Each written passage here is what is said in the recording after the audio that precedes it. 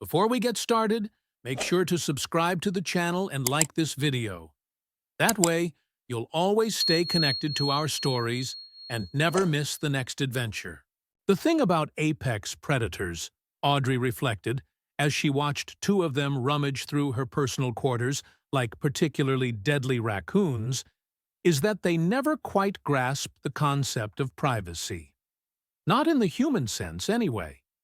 Ippa had her snout, because really, what else could you call that elongated mass of bone, muscle, and far too many teeth, buried deep in Audrey's storage locker? Her sister Moll stood guard by the door with the practiced nonchalance of someone who'd done this exact routine at least a dozen times before.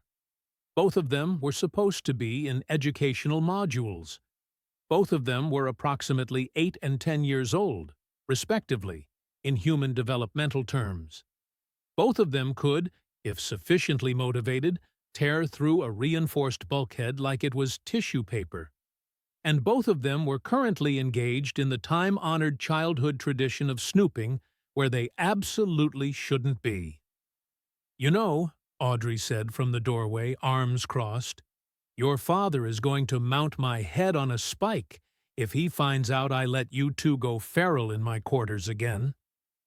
Moll's ears, all four of them, arranged in a diamond pattern across his skull, swiveled toward her voice. He didn't look particularly concerned. The Gornathi didn't do guilt the way humans did. They did calculations. Risk versus reward. Consequence versus benefit. Right now, the math apparently favored continued investigation. "Ambassador Reshkal is in negotiations," Moll said, his voice carrying that peculiar resonance that came from a larynx designed to produce sounds across 3 different frequency ranges. "Negotiations take hours. We calculated." "Of course you did," Audrey muttered, stepping inside and letting the door seal behind her. The quarters weren't much. Standard diplomatic housing aboard the Wandering Dawn, which meant roughly 200 square feet of living space, a fold-down bunk, a hygiene station that smelled perpetually of recycled water, and storage lockers that contained the sum total of her worldly possessions. 3 years she'd been stationed here, orbiting Gornathi Prime, and she still hadn't accumulated anything you could call decorative. A few data tablets, clothing, field equipment, the usual detritus of a life lived in transit. And apparently, one very interesting pair of shoes. Ippa emerged from the locker with her prize held delicately between 2 claws. The shoes, if you could still call them that, dangled like archaeological artifacts, which, Audrey supposed with a pang of something uncomfortably close to grief, they essentially were. They'd been white once. Running shoes, mid-tier brand, the kind you bought because they were on sale, and your budget was whatever you could scrape together on a graduate student's stipend. Now they were a patchwork of stains. Mud brown, grass green, a suspicious gray that might have been moss or mildew, or some combination thereof. The laces were frayed to the point of uselessness. The soles had separated from the uppers in places, held together by what appeared to be hope and possibly spite. Ippa turned them over in her claws with the careful precision of a bomb disposal technician. Her eyes, 3 of them, arranged in a triangle that gave the Gornathi absurdly good depth perception, fixed on Audrey with unmistakable confusion. "These are damaged," Ippa said. "Statement of fact. No judgment, just observation." "Why do you keep damaged foot coverings?" Moll abandoned his post by the door, curiosity apparently overriding whatever tactical awareness had kept him stationed there. He peered at the shoes with the intensity of a scientist examining a new specimen. "They smell strange," he added helpfully. "Old, organic, not like station materials." "That's because they're not station materials," Audrey said, surprised by how steady her voice sounded. She moved closer, reached out, and Ippa, with that unsettling gentleness that all Gornathi seemed to possess when handling things they recognized as fragile, passed the shoes over. They weighed almost nothing. Funny how memory could make objects heavier than their actual mass. She sat down on the bunk, and because the cubs had exactly 0 sense of personal space, they immediately flanked her. Ippa settled on her left, Maul on her right, both of them radiating body heat like small furnaces. The Gornathi ran hot, metabolically speaking. Predator physiology, high energy systems, all that good evolutionary efficiency. "Do you want the short answer, or the long one?" Audrey asked. "Long," Maul said immediately. Ippa nodded agreement, her ears perking forward in an expression Audrey had learned to recognize as intense interest.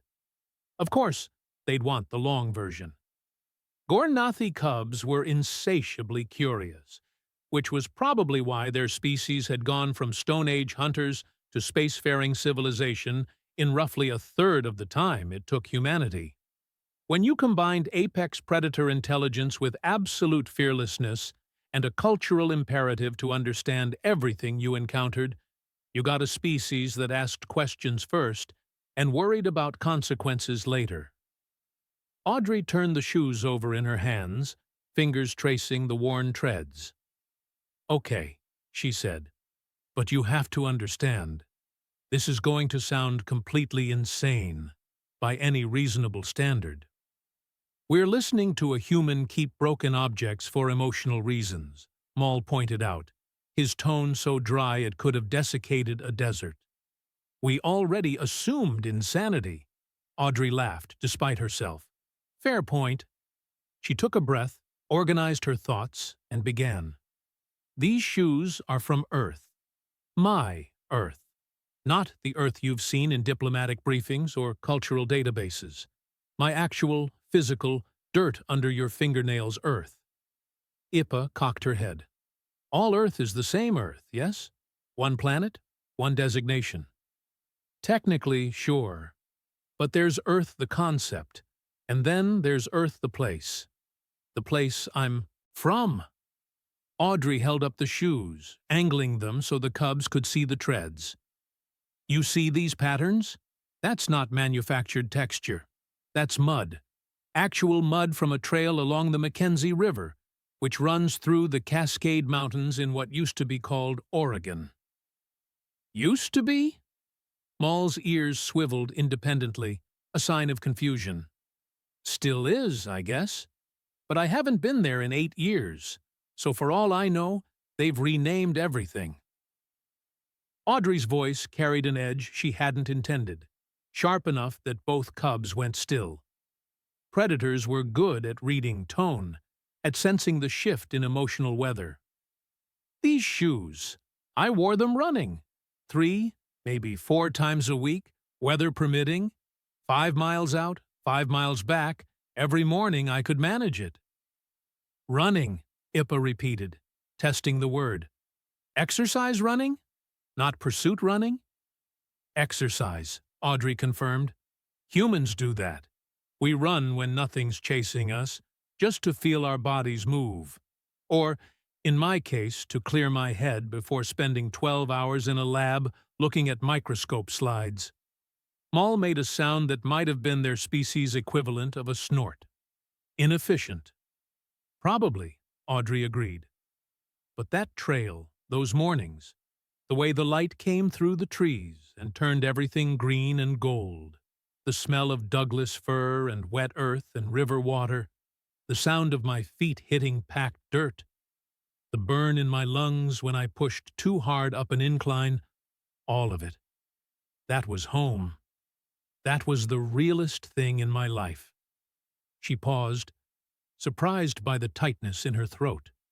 The cubs waited, patient in the way only predators could be. They understood stalking, understood the value of silence, understood that sometimes you had to wait for prey to reveal itself. Right now, memory was the prey, and Audrey was hunting it. "I bought these shoes at a store that doesn't exist anymore," she continued. Wore them until the soles started to separate, until everyone told me I needed to replace them.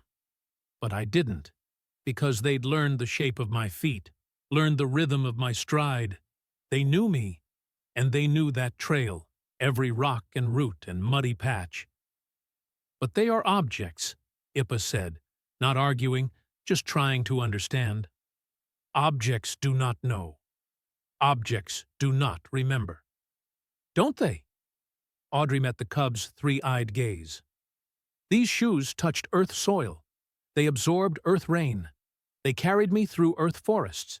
Every stain, every scuff, every worn patch is a record of where I've been. My mind can forget details, can blur the edges of memory. But these shoes, they're physical proof. They still smell like that trail, if you know how to notice it. They still carry dirt in the treads that came from a specific place at a specific time. Maul leaned closer, his nostrils flaring as he scented the shoes. I smell mineral content, organic decomposition, plant matter, multiple varieties, moisture retention despite age. He looked up at Audrey. Why? Does this matter? And there it was. The question underneath the question. Why keep a broken pair of shoes? Why hold on to something so obviously past its useful life? Why assign meaning to objects that could be replaced by visiting any supply station? Audrey set the shoes down on the bunk between herself and the cubs. Because I can't go back, she said quietly. Those shoes can never touch that trail again. I can never run those mornings again. Earth is, for all practical purposes, gone from my life. Maybe forever. Probably forever. And these shoes are the last thing I own that actually remembers what it was like. Ippa's ears flattened slightly, a gesture Audrey had learned indicated distress or concern. Earth is not destroyed. We have confirmed this in our databases. Your homeworld remains intact. Intact? Yeah. Accessible? No. Audrey picked up the shoes again, held them like she was afraid they might dissolve. 8 years ago, Earth went into quarantine. Full lockdown. No one in, no one out. I was off-world doing research when it happened. By the time I got the news, the protocols were already in place. Borders sealed. Communications restricted. Everything I knew, everyone I loved, locked behind a wall I can't cross. The cubs exchanged a look, something passing between them in that wordless sibling communication that transcended species. Maul spoke first.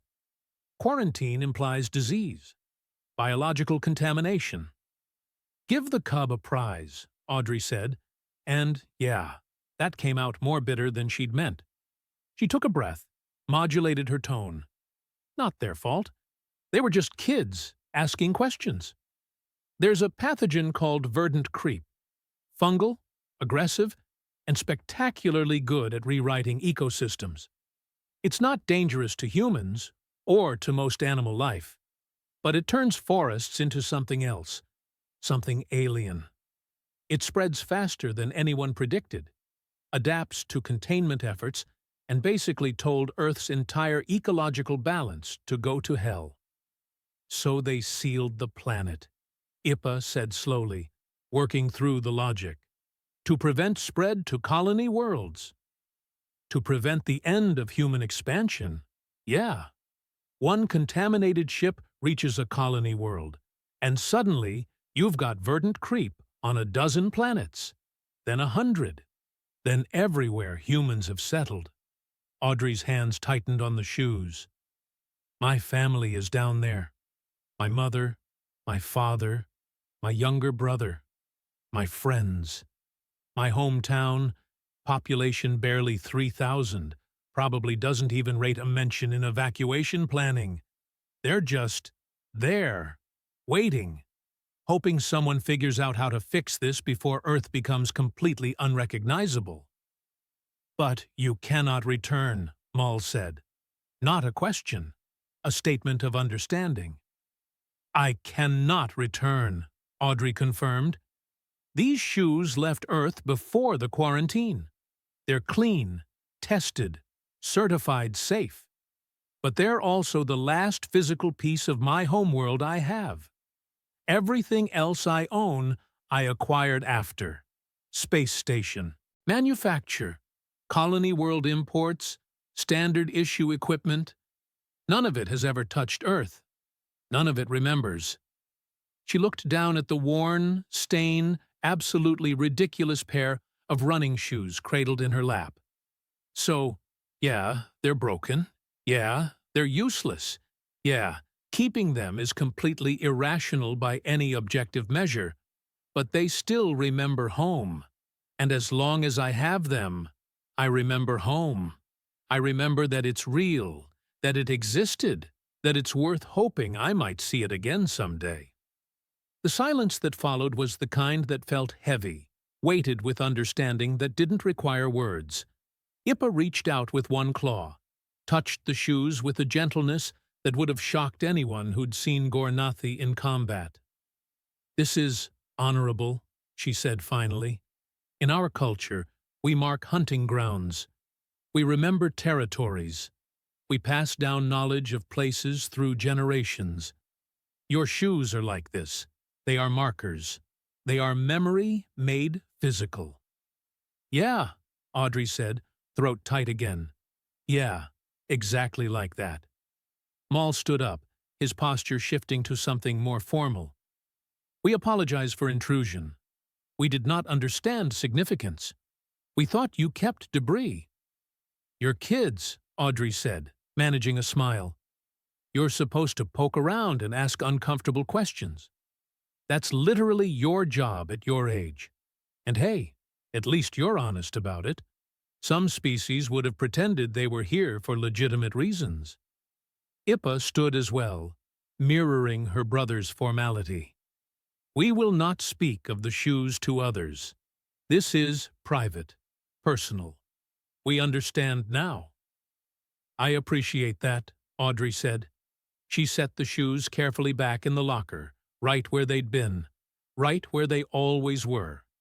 "Now get out of here before your father finishes negotiations and realizes you've been terrorizing the human staff again." The cubs moved toward the door with that peculiar grace that came from having 6 limbs and perfect proprioception. But Ippa paused at the threshold, looked back.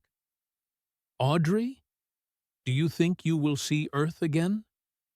It was the kind of question adults learned not to ask, the kind that children asked without malice, because they hadn't yet learned the weight of hope and disappointment.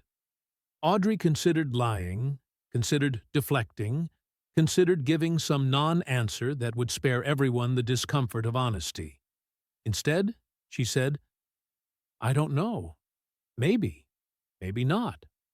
But I'm going to keep those shoes just in case, because hope isn't always rational, and sometimes the most human thing you can do is refuse to let go of something that matters." Ippa's ears perked forward in what Audrey had learned to recognize as approval. "This is also honorable," the cub said, and then she was gone, following Maul into the corridor.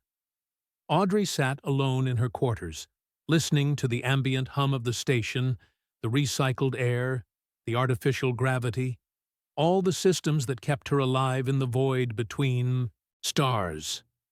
She looked at the locker where the shoes waited in darkness, remembering trails and rivers and mornings when Earth was just home, not a concept or a loss or a quarantine zone. They still remembered home. And so did she. The problem with living on a diplomatic research station, Audrey had learned over 3 years of intermittent sanity, was that nothing ever stayed quiet for long. Peace was a temporary condition, like the eye of a hurricane or the pause between a predator's breaths before it struck. You got used to the rhythm. Weeks of mundane routine punctuated by moments of absolute chaos that reminded you exactly how far from home you really were. Today, apparently, was Chaos Day. She'd made it exactly 40 minutes past the cub's departure before the station-wide alert chimed through her quarters. Not the polite notification tone that meant, "Please attend to this at your convenience," but the sharp, insistent alarm that translated roughly to, "Drop everything and run, preferably yesterday." Audrey was moving before her conscious mind fully processed the sound. Years of emergency drills overriding the comfortable fog of nostalgia she'd been wallowing in. She palmed the door control, stepped into the corridor, and immediately collided with what felt like a mobile wall of muscle and fur. Ambassador Reshikal caught her by the shoulders with 2 of his 6 limbs, steadied her with the casual strength of someone who could bench press a shuttle if sufficiently motivated. "Audrey," he said, his voice carrying that particular harmonic that meant he was operating in full crisis mode. "Where are IPA and MAL?" "Educational modules," Audrey lied automatically, because ratting out the cubs to their father while the station was actively screaming seemed like poor timing. "At least, that's where they're supposed to be." "Why? What's happening?" Reshkal's ears flattened against his skull, a gesture that in Gornathi body language meant something between extreme concern and barely controlled aggression. "Unidentified vessel in system. Human origin. Not responding to hails." He released her shoulders, began moving down the corridor with ground-eating strides that forced Audrey into a jog to keep pace. "We need you in command. Now." Human vessel? Audrey's mind spun through possibilities, none of them good. Human ships didn't just appear in Goranathi space without clearance, without announcement, without the mountains of diplomatic paperwork that kept interstellar relations from devolving into shooting wars. Commercial, military, colony transport?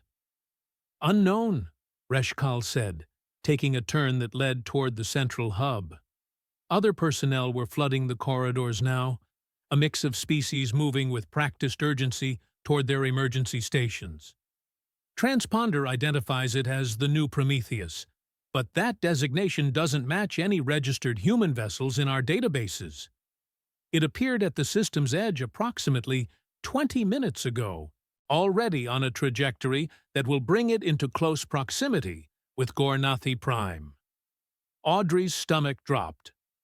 Close proximity was diplomatic speak for collision course, and a human vessel on a collision course with an inhabited Gornathi world was the kind of thing that started wars. Are they damaged?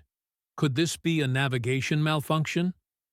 Possible, Reshkal allowed, though his tone suggested he didn't believe it. Also possible, deliberate provocation, refugee crisis, or, he paused, his stride faltering for just a fraction of a second, biological contamination event.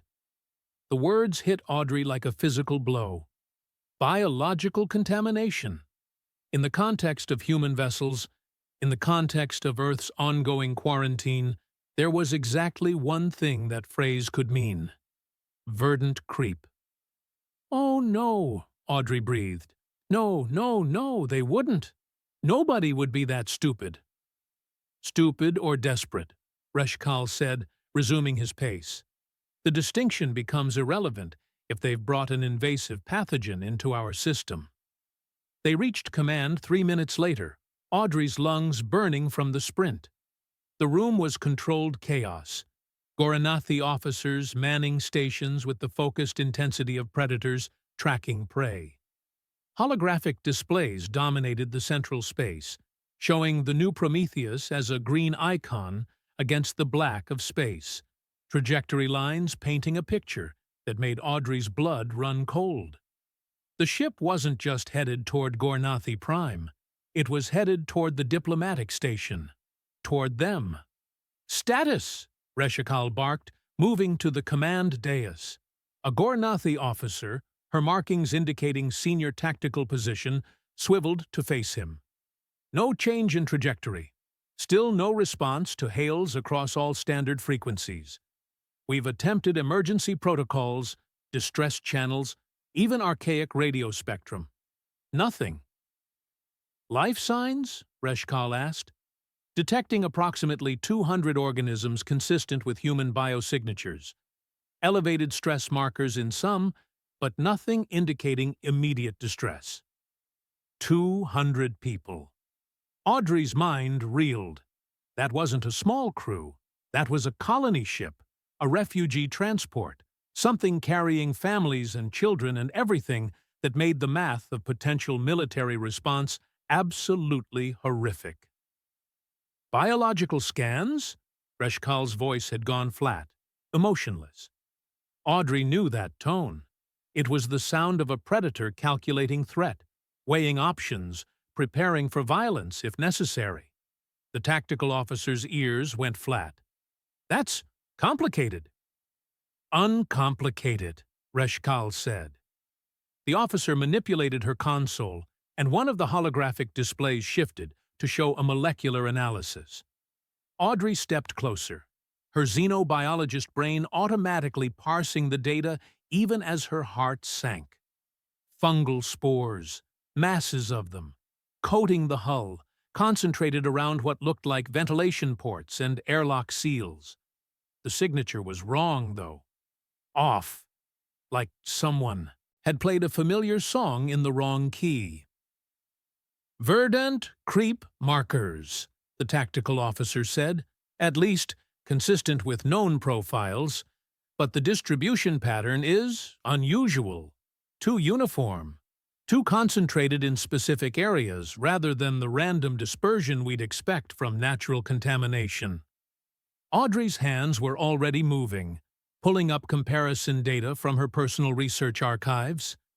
She'd studied verdant creep extensively, not because she'd planned to, but because when your homeworld gets quarantined by a fungal nightmare, you tend to become extremely interested in mycological pathology.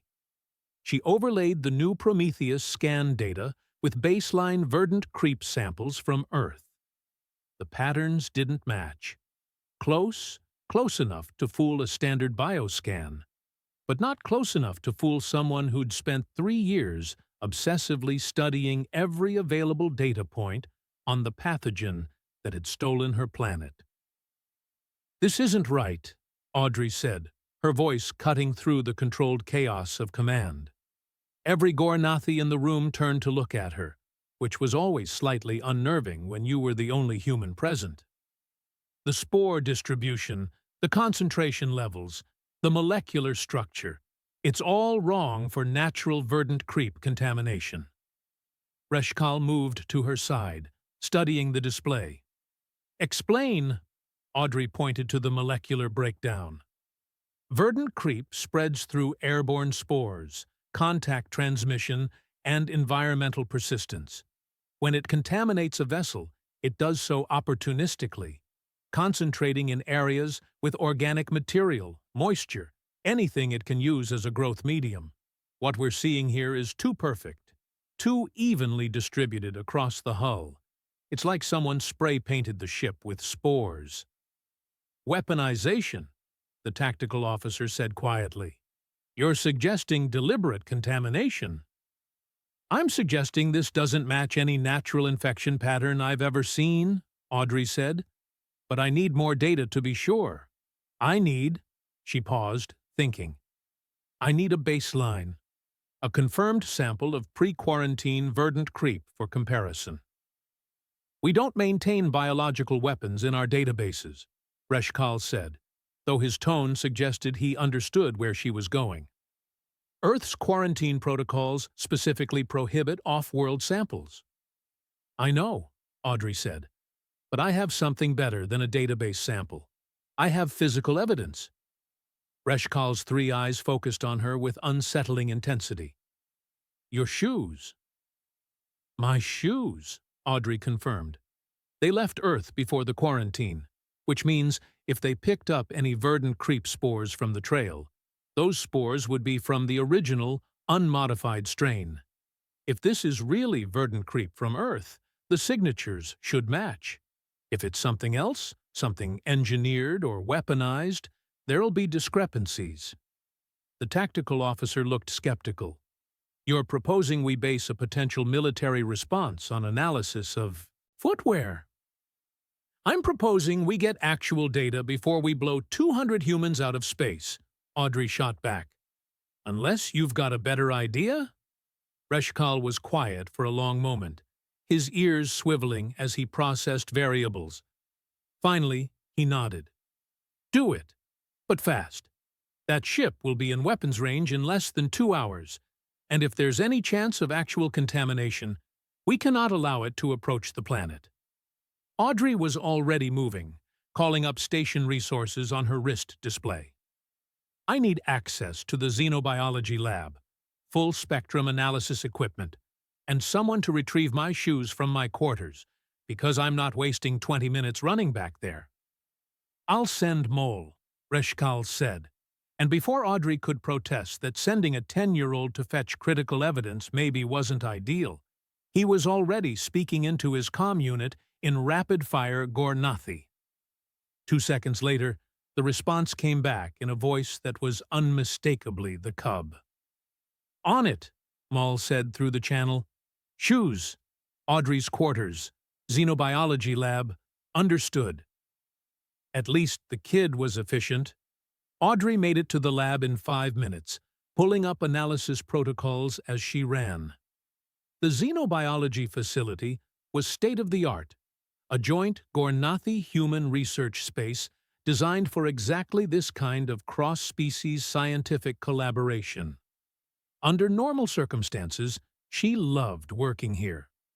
Right now, it just felt like a race against a clock that was counting down to catastrophe. Maul arrived 3 minutes later, the shoes clutched carefully in his claws. He handed them over with a seriousness that suggested Reshkal had explained the stakes. Are these really going to help? He asked. They'd better, Audrey said, moving to the primary analysis station. Otherwise, we're making decisions based on incomplete data, and that's how people die. She placed the shoes in the scanner field, a containment bubble that would allow molecular-level analysis without risking contamination. The equipment hummed to life, sensors probing every surface, every crevice, every microscopic particle that clung to the worn fabric and degraded rubber. Maul watched in silence, his 3 eyes tracking the holographic data as it populated the display. There are spores, he said after a moment. I can see them in the scan. Yeah, Audrey confirmed, manipulating the display to enhance the fungal signatures. Verdant creep, original strain, picked up from that trail in Oregon. Dormant, mostly dead, but the molecular markers are still intact. Now we compare. She pulled up the new Prometheus scan data, overlaid it with the baseline from her shoes. For a moment, the two patterns seemed identical. Same general structure, same protein markers, same cellular architecture. Then she increased the resolution, zooming into the molecular level where the real differences lived. And there it was. Oh, you've got to be kidding me, Audrey breathed. The spores from the new Prometheus weren't verdant creep. Or rather, they were. But they'd been modified, engineered. Someone had taken the base fungal structure and added artificial protein sequences, binding agents, persistence enhancers. It was verdant creep the way a photograph was a person. Superficially similar, but fundamentally wrong in ways that mattered. This is fake, Audrey said, her voice hardening.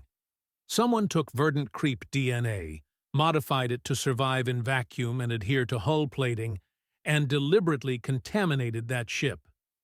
This isn't a quarantine breach. This is sabotage. Maul's ears went flat. Why would someone do this? Good question, Audrey said, already sending the data back to command. Let's go find out.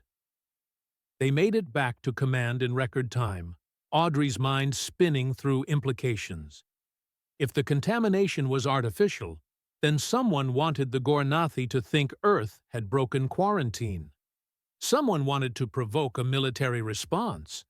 Someone wanted 200 human refugees dead. Reshikal was waiting when they arrived. The data already displayed across multiple screens. "This changes things," he said, without preamble. "If this is sabotage, then we're looking at an act of war, but not by humans." "Who then?" Audrey asked. "Who benefits from making it look like Earth broke quarantine protocols?" The tactical officer spoke up, her voice tight. "Isolationist factions within our own military. There's been resistance to human integration. Some believe your species poses too great a contamination risk, that we should sever all diplomatic ties and establish enforced quarantine zones." "They're trying to manufacture a crisis," Audrey said, understanding dawning like cold water. "Create evidence of human contamination, force a military response, turn public opinion against integration. And 200 refugees become acceptable collateral damage," Reshkal finished, his tone glacial. "Not if we can prove what's really happening," Audrey said. She turned to the tactical officer. "Can you trace the contamination? Find out where the spores were deployed?" The officer's claws flew across her console. "Running trajectory analysis now. If the contamination occurred in-system, there should be dispersal patterns, residue trails, something." The wait was excruciating. Audrey found herself staring at the holographic display, at that green icon representing the new Prometheus and its 200 unsuspecting passengers. People who'd probably endured hell to get off Earth, who'd followed every protocol, who'd done everything right, only to become pawns in someone else's political game. "Got it," the tactical officer said.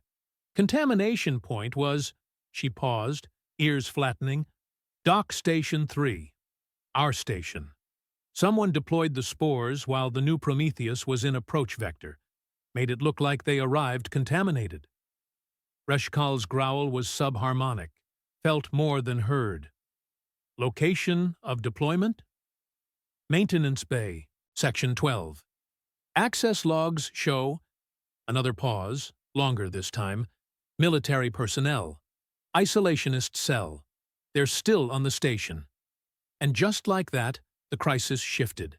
Not an external threat, an internal one, the most dangerous kind. "Lock down Section 12, Reshkal ordered. "Security teams, full tactical response.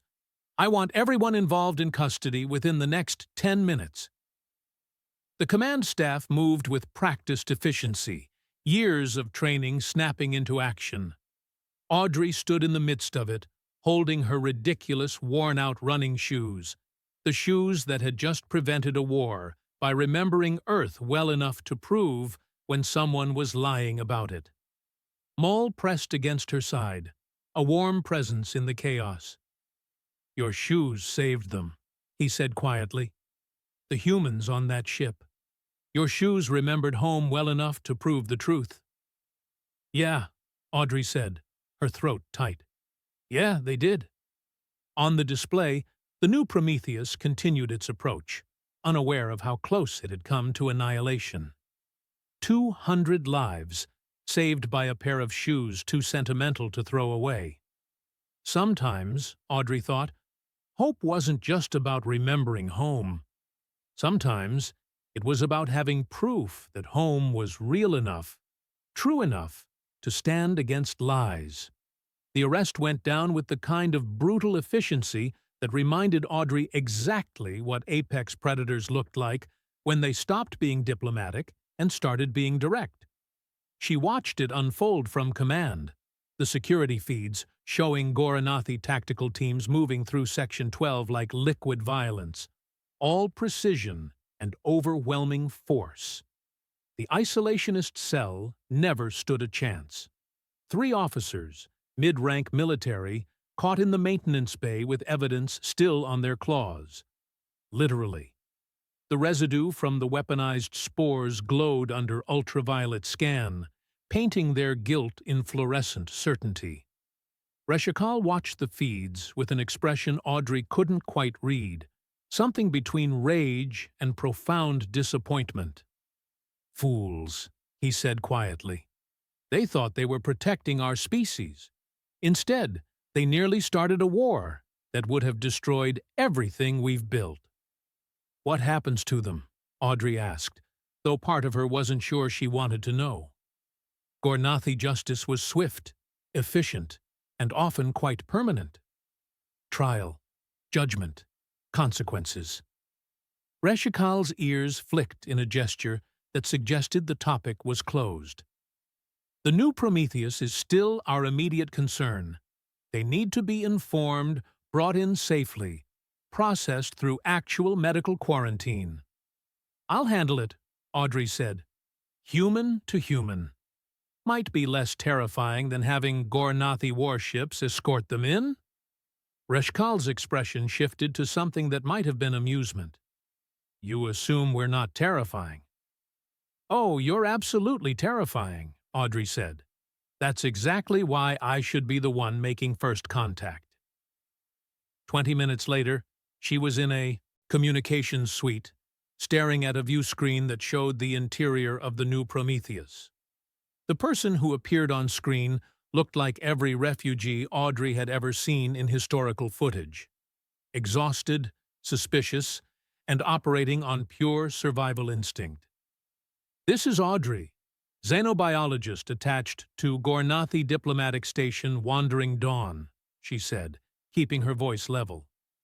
"You're currently on approach to Gornathi Prime, and we need to talk about why you're not responding to hails."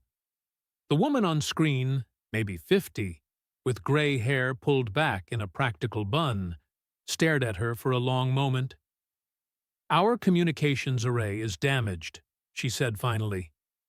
"Has been since we left Earth's outer monitoring stations. We've been running silent because we didn't know what else to do." "You left Earth," Audrey said, her heart hammering. "You broke quarantine." "We were given clearance," the woman said, and now anger crept into her voice. "Special evacuation authorization. Children and elderly only. Medical necessity. Everything legal. Everything documented. We followed every protocol. And if someone's telling you different, they're lying." Audrey believed her, mostly because the alternative, that Earth would actually authorize quarantine breach, was unthinkable. "I'm not saying you did anything wrong, but you need to know. Someone contaminated your hull with a modified version of verdant creep. Made it look like you were carrying active infection." The woman's face went white. That's an act of war." "Yeah," Audrey said. "It was. Against you. Against Earth. Against human-Gornathi relations. We figured it out. Arrested the people responsible. But you need to go through decontamination protocols before you can dock. Standard procedure. Nothing personal." "We have children on this ship," the woman said, and her voice cracked. 73 children under the age of 12. They've been in transit for 4 months. They've seen nothing but recycled air and metal walls.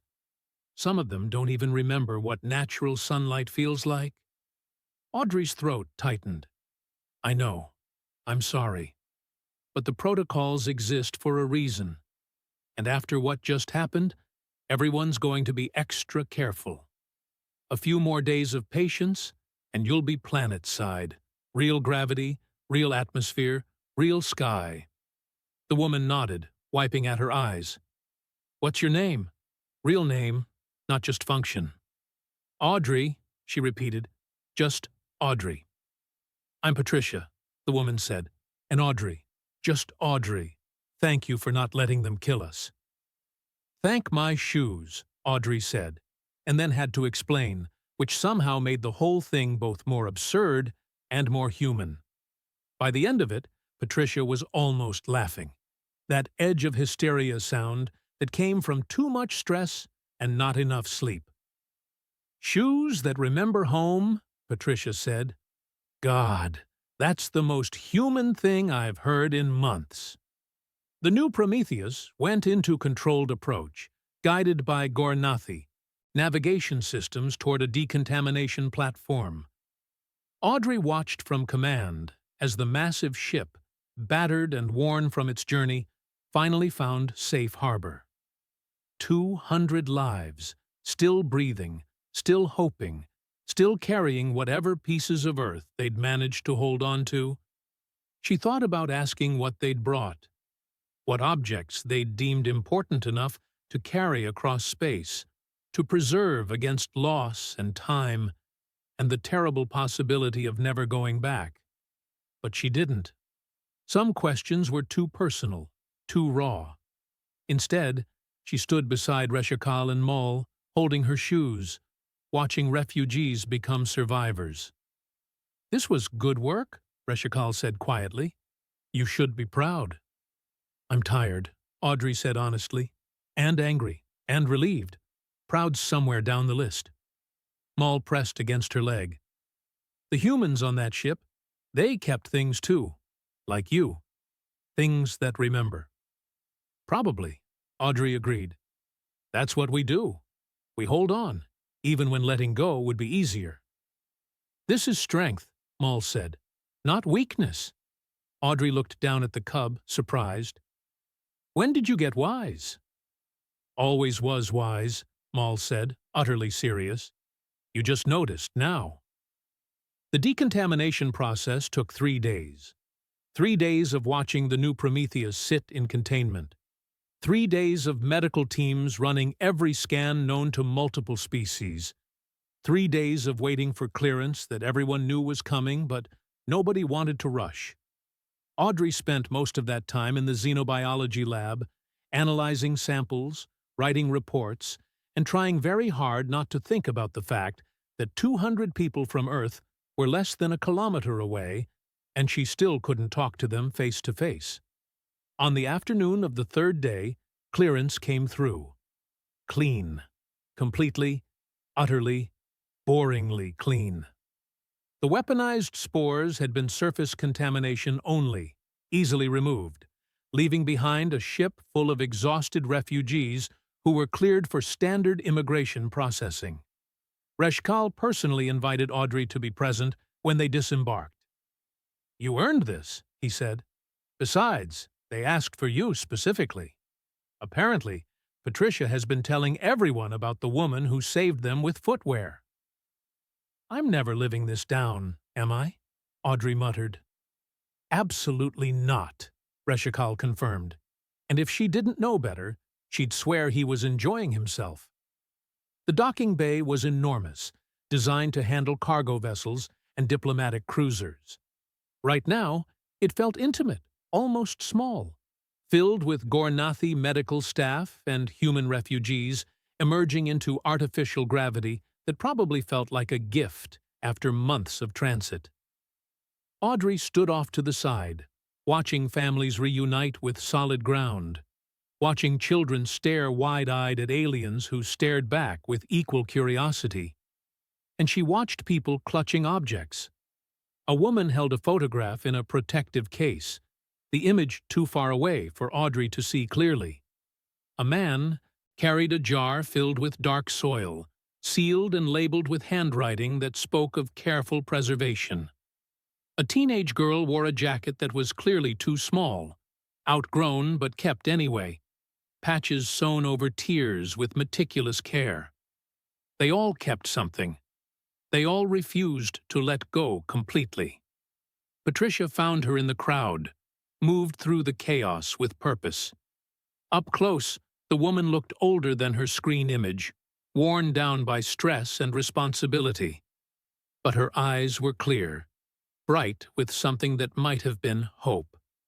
"Audrey," Patricia said, and pulled her into a hug before Audrey could protest. "Thank you for everything." "I just ran some tests," Audrey said when Patricia released her. "The real heroes are the Gornathi security team who arrested the people trying to kill you." "You proved we were telling the truth," Patricia said firmly. "In a situation where nobody had any reason to trust us, You found proof. That matters. She reached into her pocket, pulled out a small object, a stone, smooth and dark, shot through with veins of white quartz. This is from the Mackenzie River, Patricia said. Same area your shoes walked. My daughter collected it 6 years ago before the quarantine. I've carried it ever since. Audrey took the stone, felt its weight, its coolness, its absolute reality. You kept it. Of course I kept it, Patricia said. Same reason you kept your shoes. Because some things are too important to forget, even when forgetting would hurt less. They stood together in the chaos of the docking bay, two humans holding pieces of a planet they might never see again, surrounded by aliens who were learning that sometimes the most practical thing you could do was be completely impractical about the things that mattered. Ipa and Maul appeared, weaving through the crowd with the unself-conscious confidence of children who'd decided the universe was theirs to investigate. They stopped beside Audrey, looked at the stone, at Patricia, at the refugees still streaming into the bay. They all kept things, Ipa observed. Like you said, like the shoes. Yeah, Audrey confirmed. They did. Why? Maul asked, though his tone suggested he already knew the answer. Patricia smiled, sad and fierce and utterly human. Because hope isn't about logic or probability. It's about refusing to forget what's worth returning to. Audrey looked at her shoes, at the stone, at the refugees carrying their own pieces of earth. Even when home is just a memory, she said quietly. Especially then, Patricia finished. And somewhere in the void between stars, Earth kept spinning, locked behind quarantine protocols and political decisions and a fungal pathogen that had rewritten the meaning of home. But here, in this moment, on this station orbiting an alien world, 200 people proved that home wasn't just a place. It was a promise, a memory, a worn pair of shoes and a river stone and a photograph and a jar of soil. It was the stubborn, illogical, beautiful human refusal to let go. Ipa reached out with one careful claw, touched the stone Patricia had given Audrey. This is honorable, she said, using the same word she'd used about the shoes. You carry your hunting grounds with you. You remember territory even when territory is lost. We remember, Audrey agreed. Always. Maul looked up at his father, who'd appeared beside them with the silent efficiency of a predator who'd been listening the whole time. Will they ever go back? The humans? Reshikal considered the question with the seriousness it deserved. I don't know, he said finally. Maybe. Maybe not. But they'll keep hoping. That's what humans do. It's what we all do, Audrey said, when something matters enough. She placed the river stone carefully in her pocket, next to her identification chip and her access card and all the other mundane objects that filled a life lived in transit. It settled there like it belonged, like it had always been waiting to come home to her, even if home was just a pocket on a station orbiting an alien world. Patricia watched with understanding. Keep it safe, she said, until we can take them back together. Deal, Audrey said, and meant it. The refugees dispersed into processing, into medical checks, into the 1,000 administrative details that turned people in transit into people with destinations. Audrey watched them go, each one carrying their own version of home, their own refusal to forget. Ipa tugged at her sleeve. Can we see the shoes again? And the stone? You just want an excuse to poke through my quarters again, Audrey said. Yes, Ipa agreed, completely shameless. But also, we want to understand how you keep hope alive when everything says you should let go. Audrey looked at the cubs, at Reshkal, at the docking bay full of humans who'd survived 4 months in space and a sabotage attempt, and still managed to hold on to the things that mattered. "Okay," she said. "Come on. I'll show you how humans remember." They walked together through the corridors of the wandering dawn, predator cubs and human scientist, carrying between them the weight of shoes and stones and memories that refused to die. Behind them, refugees found temporary homes. Ahead of them, the future waited, uncertain and unknown. But for now, in this moment, hope was enough. Hope, and the things that remembered home,